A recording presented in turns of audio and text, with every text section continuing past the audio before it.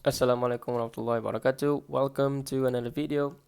Today I will speak about the canonization of the New Testament. What does it mean? Canonization of the New Testament. Basically, it means that how did the New Testament um, that we have today came to be? How was it put together? To canonize, basically, you can say to put together or to fuse together, to bring many pieces and put them into one together, or to even, and it could also mean to harmonize and put them together. Okay, but that is not what happened to the New Testament at all. Although there are some disputes as to the letters of Paul, but we were going to get to that inshallah ta'ala. So why am I delivering this lecture? Because I gave a lecture about the Quran, and so it is important that we do a comparison. How was the Quran preserved, and why do Muslims claim that the Bible, the New Testament, have not been preserved? This is the claim here is not of my own crazy ideas.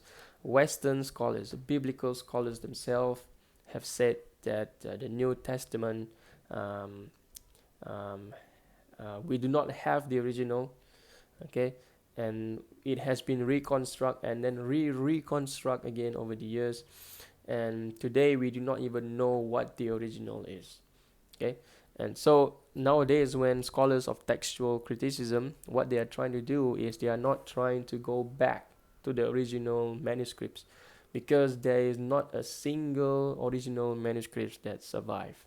Unlike the Islamic traditions, we have manuscripts and we have parchments that dates back all the way to the time of the companions, and possibly even before them, to the time of Muhammad sallallahu alaihi wasallam. Okay, you can Google the Birmingham Quran, the top copy Quran, the Sana Quran. Okay, which is the you can Google the Quran that have been found in Turkey, so on and so forth. Although they're slightly a bit later, but we do have the originals, okay, from the time of the companions themselves. When the companions were alive, the companions who took the Quran directly from the Prophet ﷺ, okay, we do not have the original writings that was issued by the Prophet ﷺ, issued quote unquote, okay, because the Prophet never issued any Quran, the Prophet never write any Quran.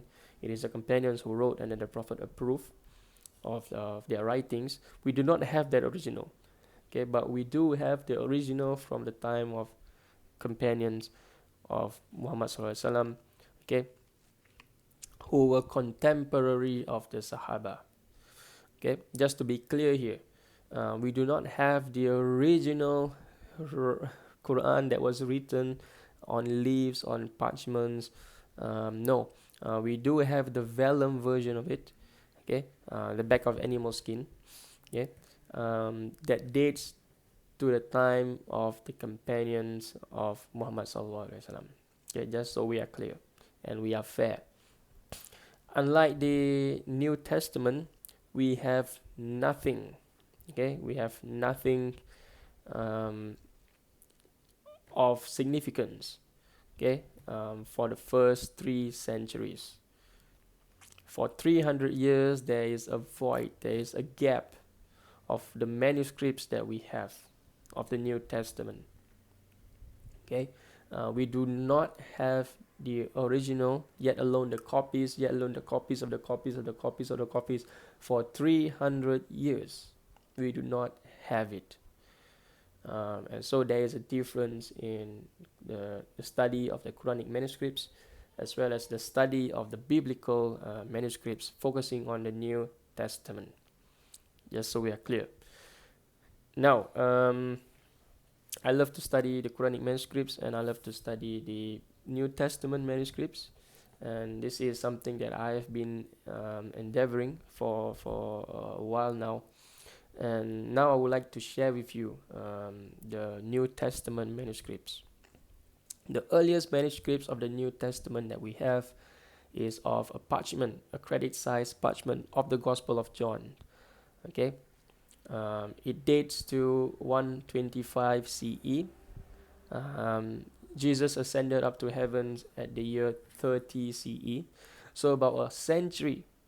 Okay, but most scholars believe that the Gospel of John was written around the year 95. So the parchments that we have, okay, of the Gospel of John, the credit-sized parchment that we have, it dates probably 30 years after the Gospel of John was written, but only the credit-sized fragments survive. We do not have the original, nor the copies of the Gospel of John all the way to later, okay, to the 3rd century, 4th century onwards. Today we have about 6,000 Greek manuscripts of the New Testament. The original language of the New Testament was in Greek. Okay, but the companions of Jesus were Aramaic-speaking peasants living in Palestine, living in Galilee. Okay, they do not know Greek. They do not write Greek because they were illiterate. The Bible attests to this as well. Peter and John was illiterate. Okay, they could not read and write, and so they could not have possibly written down the Gospels that we have today.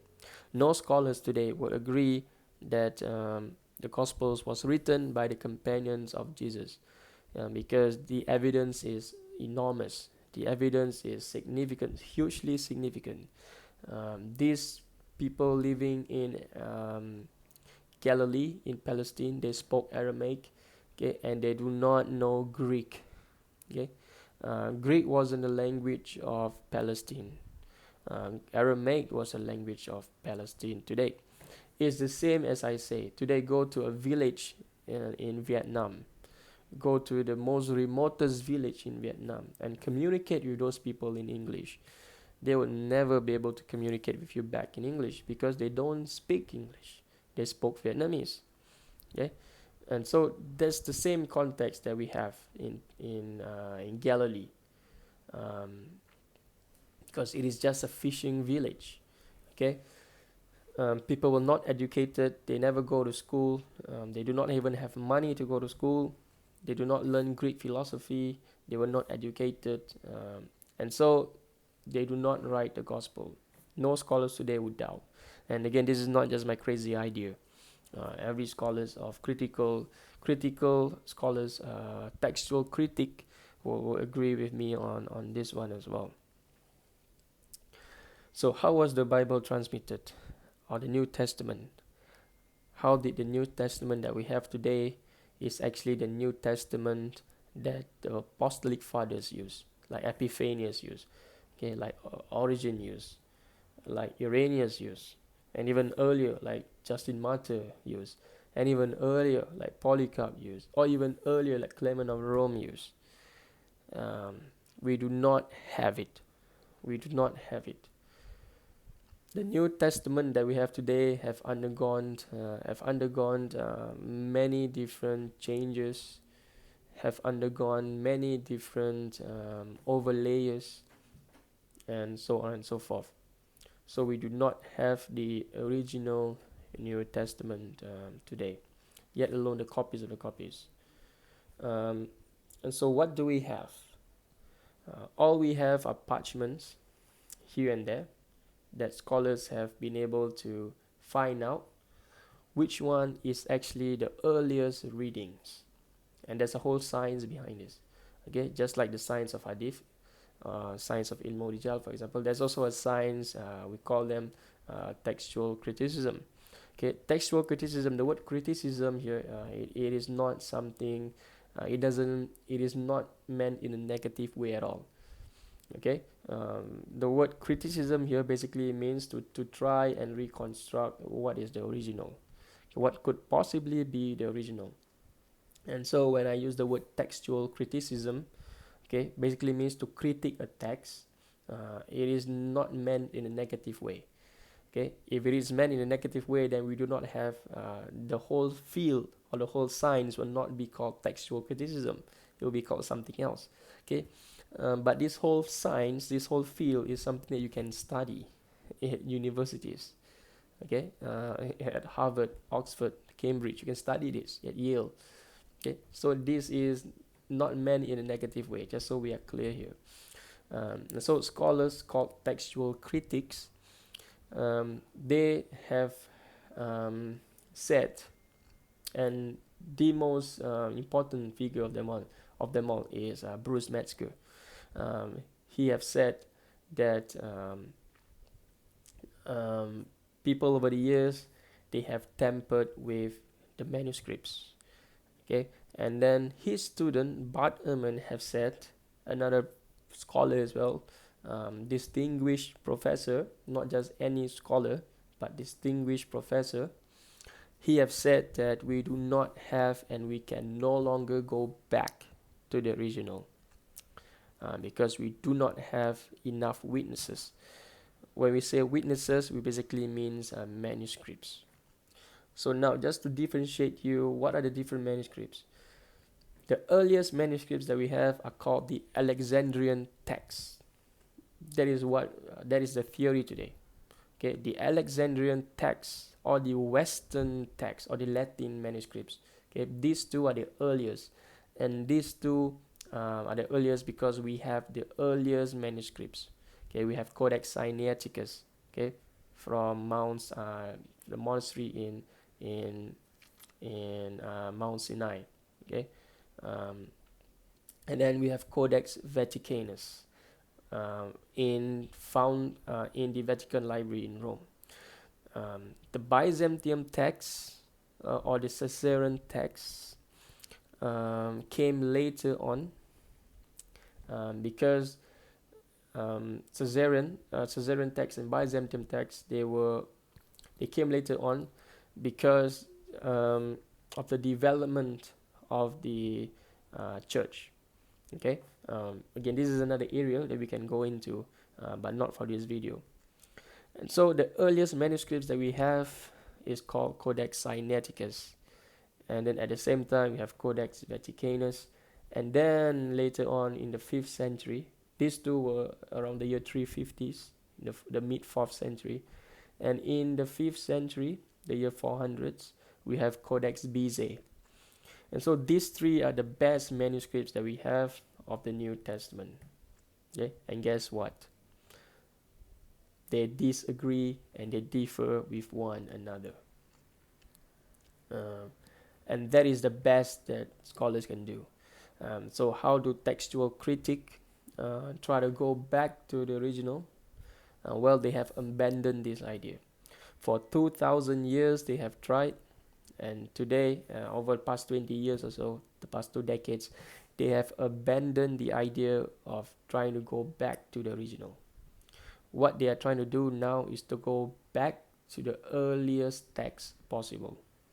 Okay, and the earliest that they can go to is the 3rd century, because we do not have any manuscripts in the 1st century. We have 0. We do not have any manuscripts. Well, we have a few manuscripts only in the 2nd century, and we have a bit more in the 3rd century. Today there are over 6,000, about 6,000 rounding up, okay, 5,800, 6,000 Greek manuscripts. 94% of them came from the 9th century. That is after the Quran. Okay, 94% of the New Testament today, the manuscripts, came from the 9th century. The quotations from the Apostolic Fathers, okay, the Apostolic Fathers, their manuscripts, we do not have the original, but the earliest that we have came from the 6th century, the 500s. That is the best that we have. Okay, and comparing that with the Quran, we have carbon dated Quran called the Birmingham Quran, that is at the time of the companions. We do not have the original that was written in leaves and written in stone, clay, or whatever. Yeah, but we do have the Birmingham Quran. That is the earliest that we have. It goes back to the time of the companions of the Prophet ﷺ. I'll see you on my next video.